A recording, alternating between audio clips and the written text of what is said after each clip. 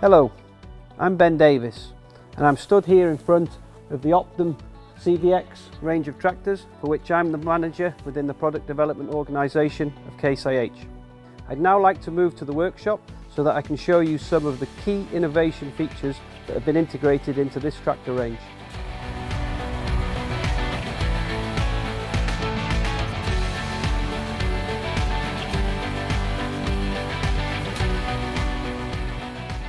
So now we've moved into the workshop area and I'm going to show you around some key characteristics around the tractor.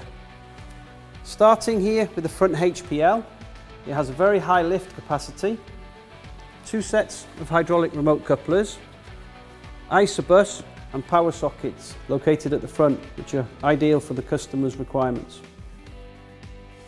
The front HPL is very close to the front axle, so it has very good load carrying capacity. Moving to the front axle,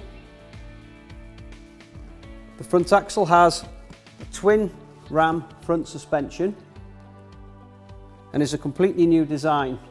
And you can just see here the size of these hubs gives us a really high load carrying capacity. I've now moved to the engine area where I'd like to show you the variable pitch fan and the electric air brake compressor clutch, which have been added to this vehicle to improve our overall efficiency. The engine has a variable geometry turbo, which improves the engine's transient response and increases its performance.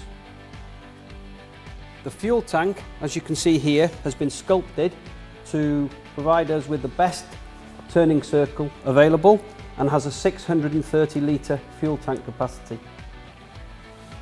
I'd now like to move to the factory so that we can take a closer look at the driveline.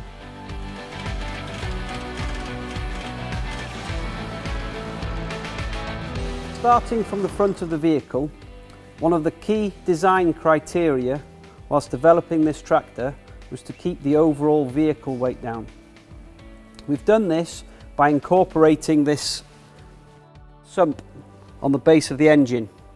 This sump basically carries the load from the front axle and the front linkage directly through and into the driveline area.